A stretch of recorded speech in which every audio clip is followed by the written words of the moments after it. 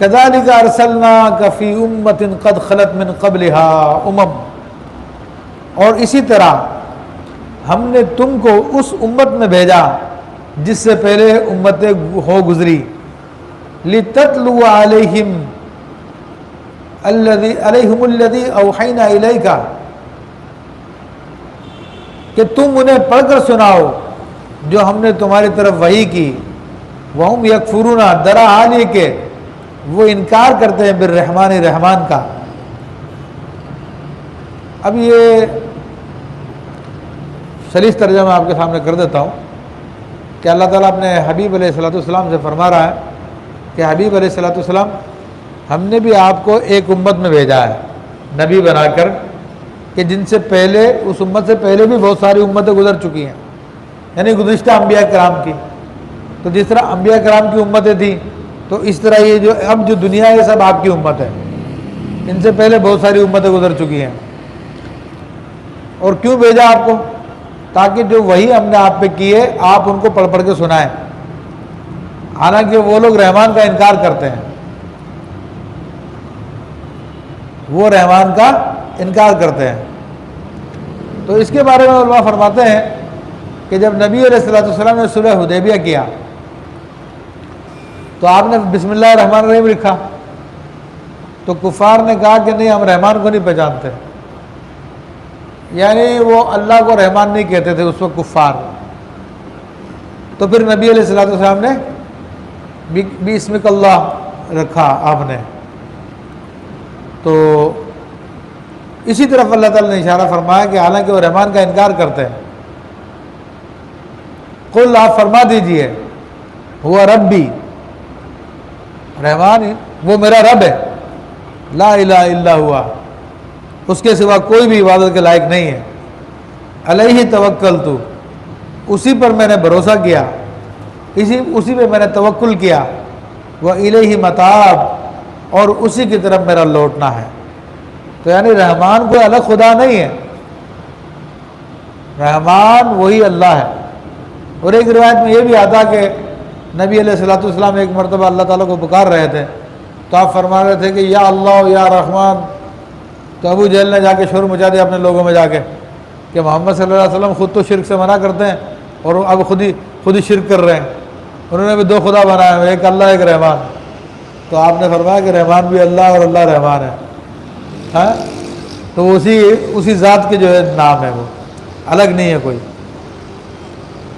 پھر فرمایا کہ وَلَوْ أَنَّ قُرْآنًا سُيِّرَتْ بِهِ الْجِبَالُ أَوْ قُطِّعَتْ بِهِ الْأَرْضُ أَوْ كُلِّمَ بِهِ الْمَوْتَى، اگر کوئی ایسا قرآن آتا جس سے پہاڑ ٹل جاتے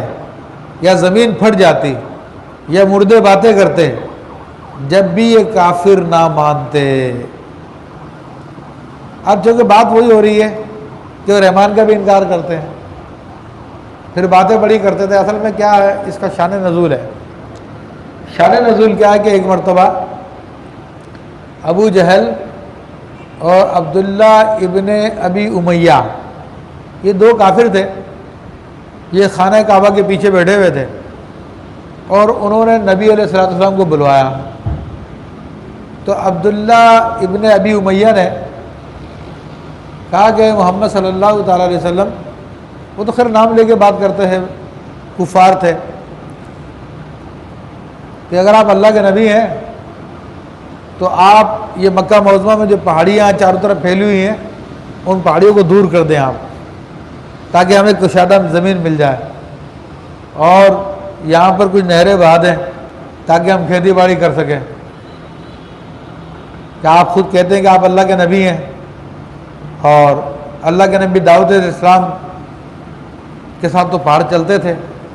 تو آپ کا مرتبہ کو دعوت اسلام سے کم تو نہیں ہے، تو آپ ان پہاڑوں کو ہٹا دیں، تھوڑی جگہ مل جائے۔ پھر اس نے کہا کہ آپ ایسا کریں کہ ہوا جو ہے ہمارے تابع کر دیں، کہ ہم ہواؤں پہ بیٹھیں اور ملک شام جائیں، تجارت کر کے اسی دن واپس آ جائیں، جیسے کہ سلیمان علیہ السلام کیا کرتے تھے، ہوا ان کے تابع تھی۔ تو